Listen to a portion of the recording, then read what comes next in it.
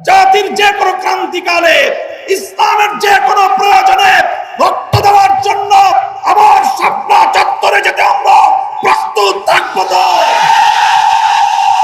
স্বাধীনতা রক্ষার জন্য যুদ্ধে যেতে আমরা প্রস্তুত থাকবো। তো যে কোনো অপশক্তিকে বুকের রক্ত দিয়ে রুখে দেওয়ার জন্য প্রস্তুত থাকবে। তো নৈরাজ্য প্রতিরোধ ও শান্তি প্রতিষ্ঠার লক্ষ্যে আয়োজিত আজকের এই গণসমাবেশে উপস্থিত সংগ্রামী সভাপতি, উপস্থিত হেফাজতে ইসলাম বাংলাদেশের কেন্দ্রীয় নেতৃবৃন্দ, সমবেত দেশবাসী, তৌহিদি জনতা, আমি আমার বক্তব্যের শুরুতেই শ্রদ্ধা ভরে স্মরণ করছি 2009 সালের পিলখানা ট্রাজেডিতে নিহত সকল সামরিক কর্মকর্তা ও অন্যান্যদের।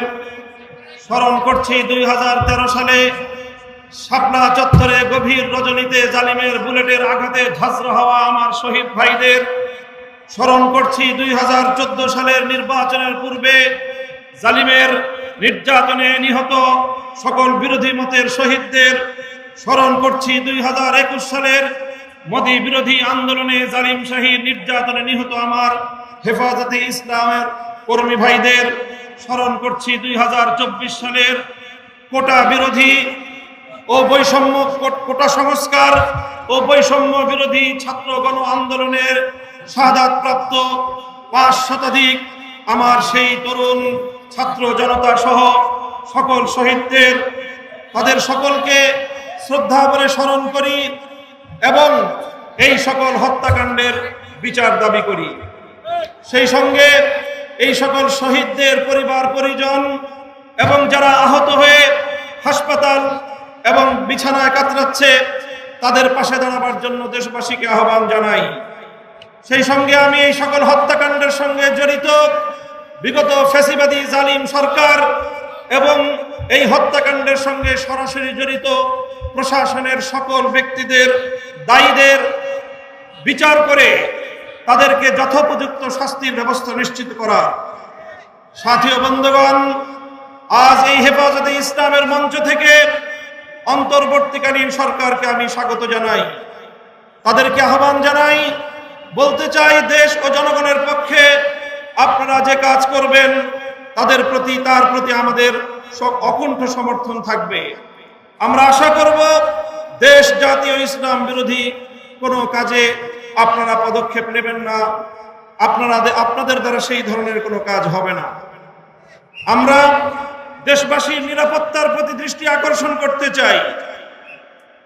সংখ্যালঘু, ইন্ডাস্ট্রিয়াল এরিয়া, বিভিন্ন মার্কেট সহ ব্যবসা বাণিজ্যের স্থান, আবাসিক এলাকা, মহাসড়কগুলোতে আমাদের হেফাজতে ইসলামের নেতাকর্মী, আলেম সমাজে দেশবাসীকে ভলান্টিয়ারের দায়িত্ব পালন অব্যাহত রেখে দেশে শান্তি শৃঙ্খলা অব্যাহত রাখার জন্য যে কোনো ত্যাগ স্বীকার করতে আমি আহ্বান জানাই।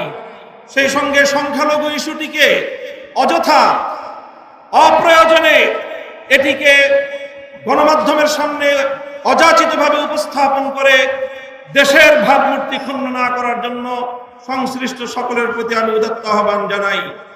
সেই সঙ্গে আমি আজ এই মঞ্চ থেকে স্মরণ করছি বাংলাদেশের লক্ষ কোটি প্রবাসী রেমিটেন্স যোদ্ধাদেরকে, যারা বাংলাদেশের অর্থনীতির মেরুদণ্ডকে সোজা রেখেছে, যাদের রেমিটেন্স যুদ্ধে ফ্যাসিবাদী সরকারের অর্থনীতির ভিত ধসে পড়েছিল। সুতরাং আবার তাদেরকে আমি আহ্বান জানাতে চাই, বাংলাদেশের প্রবাসীরা যারা যেখানে আছেন, আপনারা রেমিটেন্স পাঠিয়ে আমার দেশের নতুন সরকারকে সহযোগিতা করুন। দেশের অর্থনীতি পুনর্গঠনে আপনারা ভূমিকা পালন করবেন। সেই সঙ্গে আমি অন্তর্বর্তীকালীন সরকারকে উদাত্ত আহ্বান জানাতে চাই, রেজিম সরকারের বিরুদ্ধে বাংলাদেশের ছাত্র জনতার পাশাপাশি গোটা বিশ্ব জুড়ে আমাদের প্রবাসী ভাইয়েরা তারা রাজপথে নেমে এসেছিল। আন্দোলন সংগ্রাম করতে গিয়ে স্থানীয় রাষ্ট্রের আইন শৃঙ্খলা পরিপন্থী কাজ হয়ে যাওয়ায় তারা অনেকেই বন্দী জীবন যাপন করছে। কূটনৈতিক যোগাযোগের মাধ্যমে অতি দ্রুত তাদের সকলের পাশে দাঁড়িয়ে আমার সেই সকল প্রবাসী ভাইদেরকে মুক্ত করার ব্যবস্থা গ্রহণ করবেন। বৈষম্য বিরোধী আন্দোলনের প্রধান বৈশিষ্ট্য ছিল অভূতপূর্ব ঐক্য। এখানে স্কুল, কলেজ, ভার্সিটি থেকে আমার মাদ্রাসার ছাত্ররা পর্যন্ত যেভাবে টেকনাফ থেকে তেতুলিয়ায় হাতে হাত রেখে এক অভূতপূর্ব ঐক্যের মেল বন্ধন তৈরি করেছিল, পরাজিত শক্তি ঢুকে পড়ে আজকে মাদ্রাসা এবং জেনারেল শিক্ষার্থীদের মধ্যে ফাটল সৃষ্টি করবার অপচেষ্টা চালাচ্ছে। হেফাজতে ইসলামের পক্ষ থেকে সকল ছাত্র জনতার প্রতি আমি উদাত্ত আহ্বান জানাতে চাই, কোন ষড়যন্ত্রের মধ্যে আমরা পা দেব না, কোন ষড়যন্ত্র কানে তুলব না। আমাদের এই ঐক্যকে অটুট রাখতে হবে।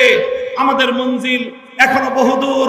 আমাদের এই অর্জিত বিজয়কে মঞ্জিলে মাকসাদে পৌঁছাতে হলে আমাদেরকে আরো বহু পথ চলতে হবে। আমি অন্তর্বর্তীকালীন সরকারকে উদাত্ত আহ্বান জানাবো, রাজনৈতিক দলগুলোর সঙ্গে সমন্বয় করে প্রয়োজনীয় রাষ্ট্র সংস্কারের কাজ সেরেই জাতীয় নির্বাচনের অঙ্গীকার জাতির সামনে আপনারা ব্যক্ত করবেন এবং সেই অঙ্গীকার পালনে আপনারা দায়িত্বপূর্ণ ভূমিকা পালন করে চলবেন। পুলিশ সহ আইন শৃঙ্খলা রক্ষাকারী বাহিনীকে দায়িত্ব গ্রহণের অনুকূল পরিস্থিতি তৈরিতে আলেম সমাজের প্রতি উদাত্ত আহ্বান জানাচ্ছি। আপনারা দেশপ্রেমিক সশস্ত্র বাহিনীর সঙ্গে কাঁধে কাঁধ মিলিয়ে থানাগুলোকে নিরাপত্তা দিন। আইন শৃঙ্খলা রক্ষাকারী বাহিনীর সাধারণ যে সকল সদস্যরা নিহত হয়েছেন, নিরপরাধ যে সকল সদস্যরা এই গোলযোগে নিহত হয়েছেন, তাদের প্রতি আমি সহমর্মিতা জ্ঞাপন করছি।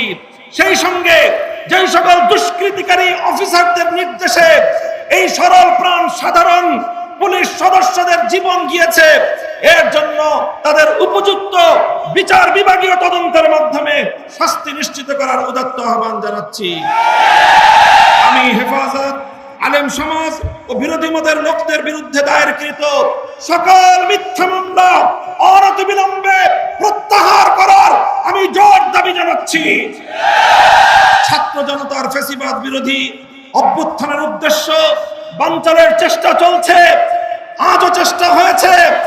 আমার ছাত্র জনতাকে আমি ধন্যবাদ জানাই, যারা বিগত সরকারের সবচেয়ে বড় অত্যাচার এবং বৈষম্যের হাতিয়ার বিচার বিভাগকে কলঙ্কিত করবার সেই প্রয়াসকে তারা নস্যাৎ করে দিয়েছে। এই সঙ্গে বলতে চাই, যদি এই গণ অভ্যুত্থানের উদ্দেশ্যকে ব্যর্থ করবার জন্য পাল্টা কোন প্রতিবিপ্লবের চেষ্টা চালানো হয়, ছাত্র জনতার সঙ্গে কাঁধে কাঁধ মিলিয়ে হেফাজতে ইসলামের সকল নেতা কর্মীরা রাজপথে প্রহরা বসাতে হবে। যেভাবে ট্রাফিকিং ব্যবস্থার মাধ্যমে গোটা দেশে আমাদের ছাত্র জনতা নির্বিশেষে জনগণের যেইভাবে সেবা করে যাচ্ছে, স্বাগত জানাই। অনতিবিলম্বে ট্রাফিক পুলিশদেরকে দায়িত্বে নিয়োজিত করবার জন্য সরকার এবং প্রশাসনকে যথোপযুক্ত দায়িত্ব ভূমিকা পালন করার উদাত্ত আহ্বান জানাই। সংগ্রামী সাথী ও বন্ধুগণ, হেফাজতে ইসলাম ছিল, হেফাজতে ইসলাম আছে। আগামী দিনের জাতির যে কোনো ক্রান্তিকালে ইসলামের যে কোনো প্রয়োজনে রক্ত দেওয়ার জন্য আবার শাপলা চত্বরে যেতে আমরা প্রস্তুত থাকবো। স্বাধীনতা রক্ষার জন্য যুদ্ধে যেতে আমরা প্রস্তুত থাকবো। যে কোনো শক্তিকে বুকের রক্ত দিয়ে রুখে দেওয়ার জন্য প্রস্তুত থাকবে। আসসালামু আলাইকুম ওয়া রাহমাতুল্লাহ।